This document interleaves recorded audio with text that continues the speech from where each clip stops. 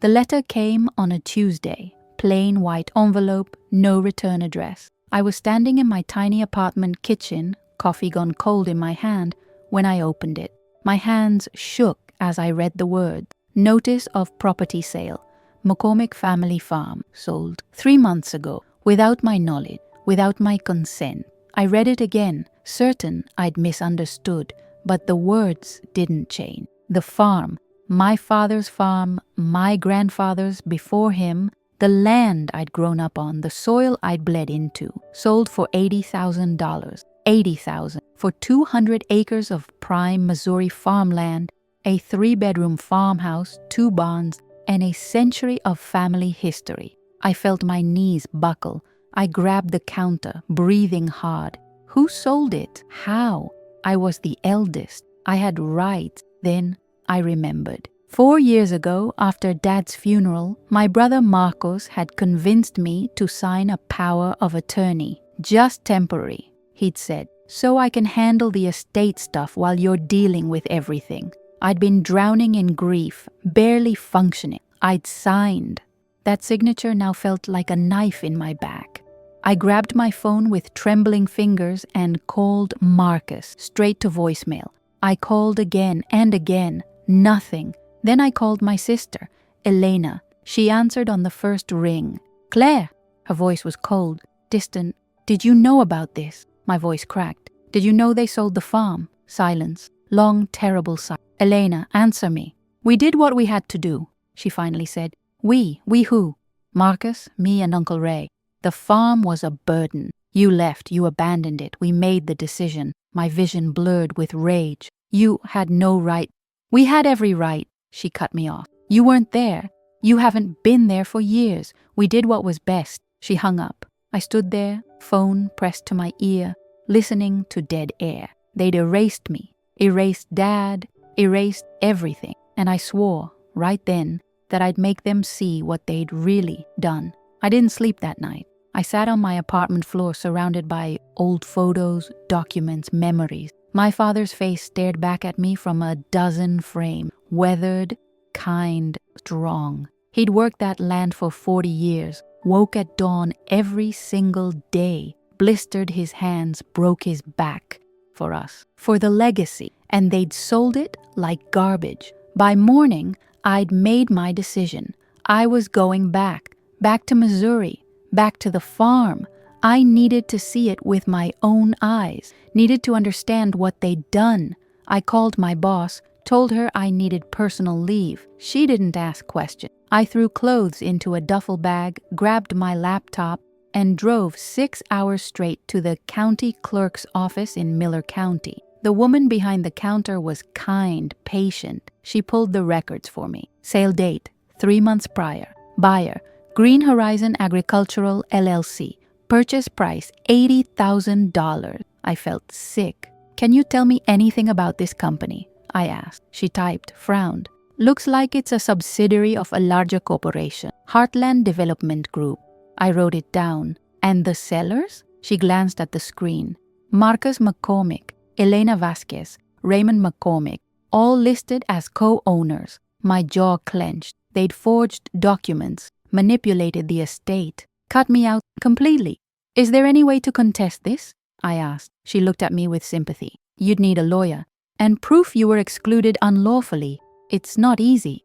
I nodded, thanked her, and left. Outside, the sun was harsh, blinding. I sat in my car and allowed myself 1 minute to cry. Just one. Then I wiped my face, started the engine, and drove toward the farm. I had to see it, even if it killed me.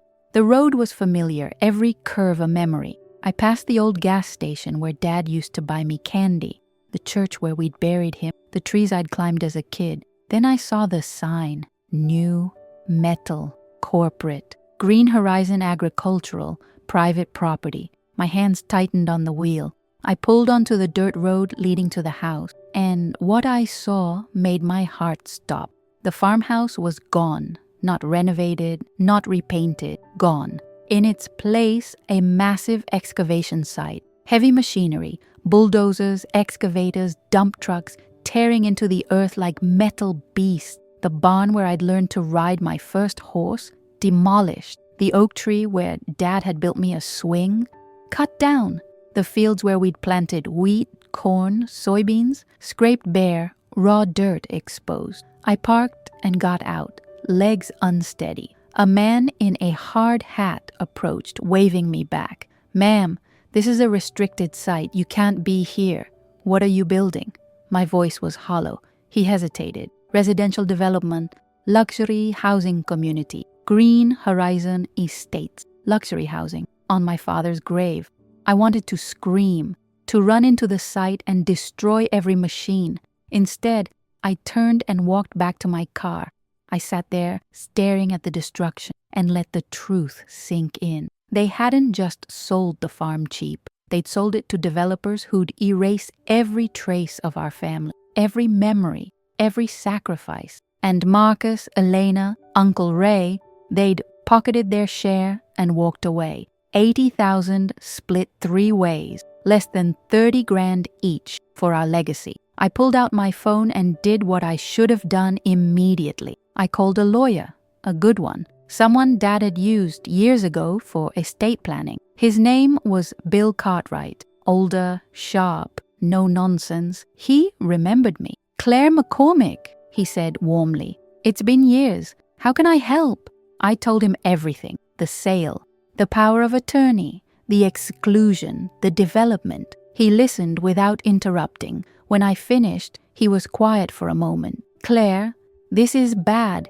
but it's not hopeless. If they sold without proper notification, if they abused the power of attorney, we might have grounds to challenge this. How long will it take? Months, maybe a year, and it'll be expensive. I don't care. I want them to pay. I want everyone to know what they did. Then we'll fight," he said. "But I need you to understand. You might not get the land back. It's been sold, developed, but we can go after damages, make them accountable." "That's enough," I said. "Let's do it."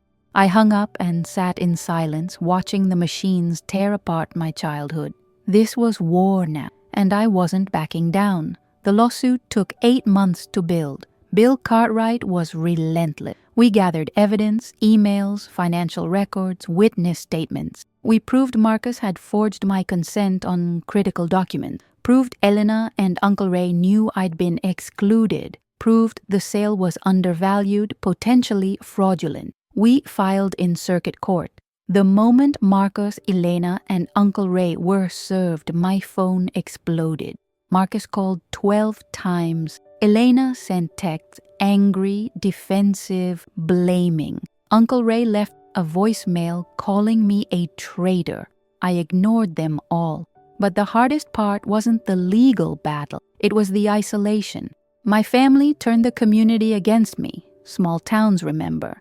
And in Miller County, the McCormicks had deep roots. People I'd known my whole life crossed the street to avoid me. My cousin Sarah posted on Facebook that I was greedy, money-hungry, tearing the family apart over a piece of dirt. I wanted to explain, to tell them this wasn't about money. It was about respect, about honoring my father, about the principle that you don't erase someone's life for profit. But I stayed silent, let the court speak for me. Then, 6 months into the lawsuit, something unexpected happened. A local journalist named Pam Holloway reached out. She'd heard about the case and wanted to write a story. Human interest, she called it. Family land loss, corporate development, small town betrayal. I was hesitant, but Bill encouraged me. "Public opinion matters, Claire. Let people hear your side." So I met Pam at a diner outside town. She was older, kind-eyed, a notebook in her hand.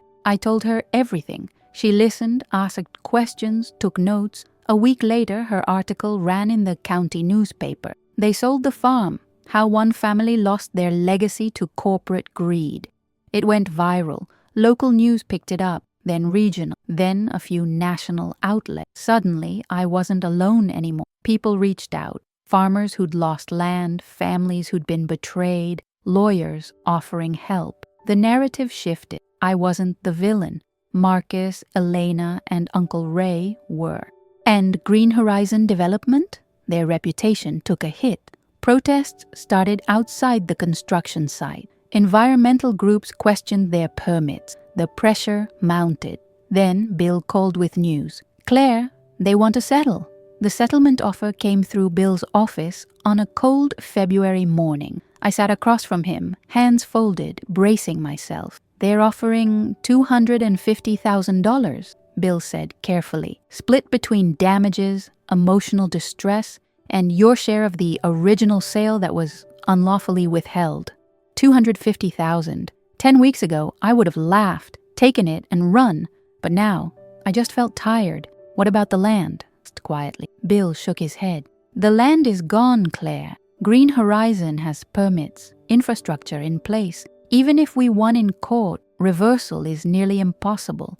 But this holds them accountable, financially, publicly." I stared at the papers. My father's farm was gone. The house, the barns, the fields, all buried under concrete and luxury homes. But the money wasn't the point anymore. It was the acknowledgement, the admission that what they did was wrong. "There's one more thing," Bill said. "As part of the settlement, Marcus, Elena, and Ray must sign a public statement admitting they excluded you unlawfully and expressing regret for their action." I looked up sharply. "Regret? It's the closest thing to an apology you'll get, and it'll be on record. Permanent." I leaned back, exhaling slowly. A public admission. Their names attached to betrayal. That was worth more than any dollar amount. "I'll take it," I said. "But I want one more condition." Bill raised an eyebrow. "What?" "I want a memorial. On the site, a plaque, honoring my father and grandfather, their names, their years on the land. Green Horizon pays for it. Non-negotiable." Bill smiled faintly. "I'll make it happen."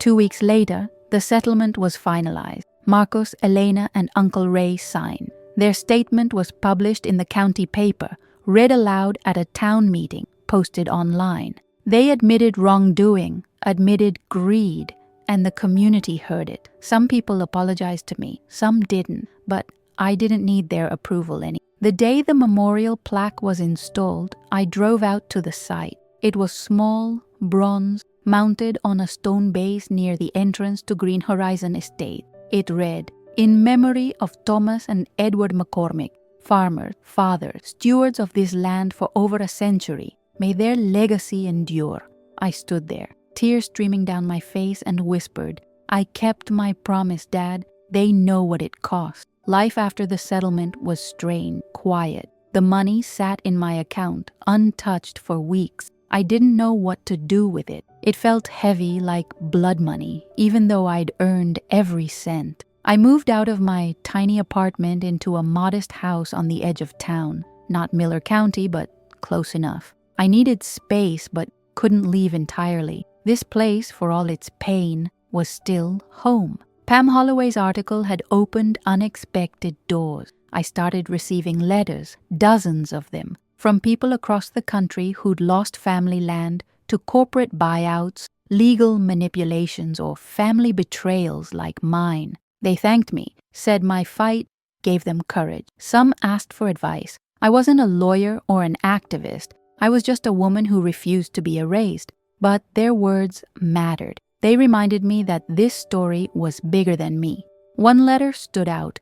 It was from a woman named Ruth Daniels in Tennessee. Her family's farm had been sold without her knowledge by her brother. She'd given up fighting, assumed it was hopeless. But after reading about my case, she'd hired a lawyer. "You gave me hope," she wrote. "I thought I was alone, thank you." I kept that letter on my fridge. Some days when the weight of everything felt unbearable, I'd read it, and I'd remember why I fought. Then, 6 months after the settlement, something unexpected happened. I got a call from a man named David Park. He was a documentary filmmaker based in Kansas City. He'd read about my story and wanted to make a short film about family land loss in rural America. "I want to tell your story, Claire," he said. "But more than that, I want to tell the story of what's happening to small farms across this country, families being displaced, corporations erasing history. You're not alone in this." I hesitated. I'd already been so exposed. But David was persistent, respectful. He sent me his previous work, powerful, empathetic documentaries about working-class community. I agreed. Over the next 3 months, David and his small crew filmed interviews with me, Bill Cartwright, Pam Holloway, and even some locals who'd witnessed the aftermath. They filmed the memorial plaque, the construction site, the empty roads where the farm used to be. The documentary premiered at a regional film festival 8 months later. It was called The Cost of Land. I attended the screening, nervous, hands shaking. When the lights dimmed and my face appeared on screen, I almost left, but I stayed, and I watched my story unfold. Raw, honest, painful.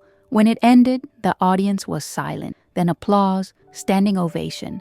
Afterward, people approached me. Farmers, filmmakers, activists. They shared their stories, offered support.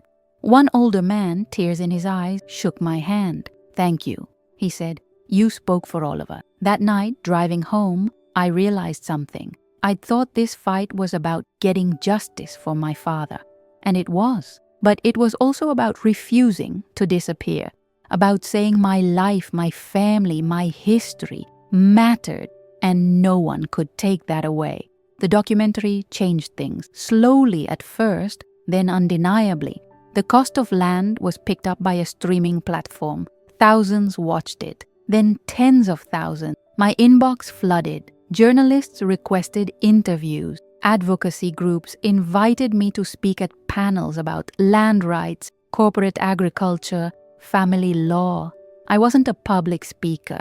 Hell, I'd spent most of my adult life avoiding attention. But something had shifted in me. I'd found my voice, and I wasn't going to waste it. I started saying yes. I spoke at a rural land preservation conference in Iowa, at a family law seminar in Nebraska, at a town hall in Oklahoma where farmers were fighting a pipeline through their properties. I didn't have all the answers, but I had a story, and stories, I was learning, had power. They connected people, gave them permission to fight back. One evening, after a particularly exhausting panel in Colorado, I sat alone in my hotel room staring at my phone. Marcos had sent a message, the first in over a year. "Claire, I know you won't forgive me. I don't expect you to. But I need you to know I regret it. Every day I was scared, overwhelmed. I made the wrong choice. I'm sorry." I read it 3 times. Part of me wanted to delete, to let him live with the silence he'd earned. But another part, a quieter, softer part, felt something else. Not forgiveness, not yet, but maybe the beginning of understanding. I didn't respond. Not that night. But I saved the message, and a few weeks later, when I was back home, I sent a short reply. "I'm not ready to talk, but I read your message. Maybe one day." It wasn't reconciliation, but it was a door left slightly open, because holding on to rage forever would only destroy me, and I'd fought too hard to let that happen. Meanwhile, the memorial plaque at Green Horizon Estates had become something unexpected, a pilgrimage site. People visited it, left flowers, took photos. Some even shared stories of their own lost family land. Green Horizon, embarrassed by the attention, tried to remove it once. The backlash was immediate. They reinstalled it within a week. That plaque, my father's name carved in bronze, had become a symbol, not just of loss, but of resistance, of remembering, and I was proud of that. 2 years after the settlement, I did something I never imagined I'd do. I started a non-profit. It was called Roots and Rights, advocating for family land preservation. The mission was simple: provide legal resources, education, and support to families at risk of losing their land to corporate buyouts, fraudulent sales, or internal family disputes. I wasn't a lawyer, but I knew lawyers. I knew activists, I knew people who cared. We started small, a website, a hotline, a handful of volunteer attorneys offering free consultation. Within 6 months, we'd helped a dozen families. Within a year, over 50. We didn't win every case. Some families lost their land anyway. But we fought for them, gave them a voice, let them know they weren't alone. One case hit me particularly hard. A family in Arkansas, the Johnsons, had been tricked into selling their farm by a predatory land company. The contract was full of legal jargon they didn't understand. By the time they realized what they'd signed, it was too late. But we found a loophole, a clause buried in the contract that invalidated the sale if proper disclosure hadn't been made. We took it to court, and we won. The Johnsons got their land back. When they called to thank me, Mrs. Johnson was crying so hard she could barely speak. "You saved us," she sobbed. "You saved our home." I cried too, because I knew exactly what that land meant to them. It wasn't just property, it was identity, history, future. After that case, donations started pouring in. People who'd seen the documentary, read the articles, heard me speak, they wanted to help. We hired a full-time staff, expanded our reach, partnered with rural advocacy groups, environmental organizations, legal aid society. Roots and rights became something real, something lasting. And every time we helped a family keep their land, I felt a little piece of my father's legacy restored. 3 years after the lawsuit, I got an unexpected call. It was from a woman named Margaret Cole. She was a senior executive at Heartland Development Group, the parent company of Green Horizon Agriculture. I almost didn't answer, but curiosity won. "Ms. McCormick," she said, her voice professional but warm. "I've been following your work, your documentary, your nonprofit. I wanted to reach out personally." "Why?" I asked, guarded. "Because I think we made a mistake, not just with your family's land, but with our entire approach. We've been so focused on profit, expansion, development, that we forgot about the people, the history, the communities we're impacting." I didn't respond, waited. "I'd like to propose something," she continued. "A partnership. Heartland Development is launching a new initiative, a land preservation fund. We're setting aside a portion of our profits to help families at risk of losing their land. We'd like Roots and Rights to be our advisory partner, to help us identify families in need, to guide us in doing this right." I was silent, processing. Was this real or a PR stunt? "Why should I trust you?" I asked bluntly. "Because you shouldn't," she said honestly. "Not yet, but I'm asking you to give us a chance to prove we've learned, to do better. If you agree, we'll fund your nonprofit with $2 million over the next 5 years. No strings, no corporate control. You maintain full autonomy." $2 million. I thought of all the families we could help, the lawyers we could hire, the land we could save, but I also thought of my father's farm, the bulldozer, the erased history. "I need guarantees," I said. "Legal guarantee, transparency, accountability." "Done," Margaret said without hesitation. "I'll have our legal team draft an agreement. You review it with your lawyers. If you're not satisfied, walk away. No hard feeling." We negotiated for 2 months. Bill Cartwright reviewed every line. In the end, we signed. Heartland Development funded Roots and Rights, and over the next 3 years, we saved over 200 family farms from corporate buyout. It wasn't perfect. Some partnerships were tense, some decisions were hard, but we did real, tangible good. And I made peace with the fact that sometimes change comes from unexpected places, even from the people who hurt you. 5 years after the settlement, I went back to Miller County, not to the construction site, but to the cemetery where my father and grandfather were buried. I hadn't visited in years, too much pain, but I was ready now. I brought flowers, sunflowers, Dad's favorite, and knelt by his grave. The headstone was simple. Thomas McCormick, 1945-2018. Farmer, father, friend. I traced his name with my fingers. "I did it, Dad," I whispered. "I fought for you, for us, and I won." The wind rustled the trees, birds sang. It felt peaceful.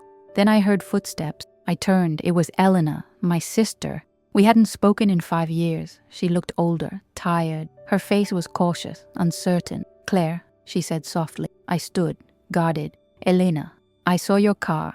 I hoped you might be here." We stood in silence. the air between us heavy with years of hurt. "I'm sorry," she finally said, voice breaking. "I'm so sorry. I was wrong. We were all wrong. And I've regretted it every single day." Tears streamed down her face. "I lost you. I lost Dad's respect. I lost everything that mattered, and I don't know how to fix it." I felt my own tears rise. Part of me wanted to stay angry, to punish her, but I was so tired of carrying that weight. "I don't know if we can fix it," I said honestly, "but maybe we can start." She nodded, sobbing. I stepped forward and hugged her. She clung to me, and we cried together over Dad's grave. It wasn't forgiveness, not completely, but it was a beginning. The years that followed were quieter. Roots and rights continued to grow. We saved more land, helped more families. I became a voice in the national conversation about corporate agriculture, land rights, and rural preservation. But the work that mattered most to me was small, local, personal. Elena and I slowly rebuilt our relationship. It took years, therapy, hard conversations, but we got there. Marcus reached out eventually too. It was harder with him. He'd been the architect of the betrayal, but he'd also been drowning, and he'd owned his mistakes. We weren't close, but we were civil. Family dinners happened occasionally, awkward at first, then less so. Uncle Ray never apologized. He died 2 years after the settlement. I didn't attend the funeral. Some wounds don't heal. As for the land, Green Horizon Estates was completed. Luxury homes filled the space where my father's farmhouse once stood. I drove by once just to see. It hurt, but it didn't destroy me, because the land wasn't just dirt and grass. It was memory, story, legacy, and that no one could bulldoze. The memorial plaque remained. Visitors still came, and every year on my father's birthday, I brought flowers. I'd also started a tradition. Once a year, I hosted a gathering at my house for families we'd helped through Roots and Rights. We'd share food, stories, laughter, celebrate the land we'd saved, the fights we'd won. It became a community, a family. One evening, during one of these gatherings, a young woman approached me. Her name was Sophie. We'd helped her family keep their farm in Kentucky. "Ms. McCormick," she said shyly, "I just wanted to say thank you. Because of you, my daughter will grow up on the same land I did. She'll know where she comes from." I smiled, tears prickling my eyes. "That's all I ever wanted," I said. And it was true, because in the end, this wasn't about money or revenge or even justice. It was about making sure that the people who worked the land, who loved the land, who bled into the land, weren't forgotten. My father wasn't forgotten, and neither was I. 10 years after the letter arrived, I stood once again at the memorial plaque. The bronze had weathered slightly, but the names were still clear. Thomas and Edward McCormick, farmers, fathers, stewards. I wasn't alone this time. Elena stood beside me. Her daughter, my niece, was there too. A teenager now, curious and kind. "Tell me about great-grandpa," she asked, and I did. I told her about the fields, the dawn mornings, the calloused hands, the pride in a good harvest, the way he'd sing while he worked. I told her about the house that used to stand here, the swing in the oak tree, the barn cats, the Sunday dinners. I told her about the betrayal, the fight, the cost, and I told her about the lesson. "Land isn't just dirt," I said. "It's memory, it's history, it's who you are. And when you fight for it, you're not just fighting for property. You're fighting to be remembered, to matter. And that fight, it's always worth it." She nodded, absorbing it. Then she placed her hand on the plaque, the same way I had so many times. "I won't forget," she said, and I believed her, because that's how legacies survive, not through land, but through story, through people who refuse to let the past be erased. As we walked back to the car, I looked back one last time at the plaque. The sun was setting, casting golden light across the stone, and I felt something I hadn't felt in years. Peace. My father's farm was gone, but his name remained.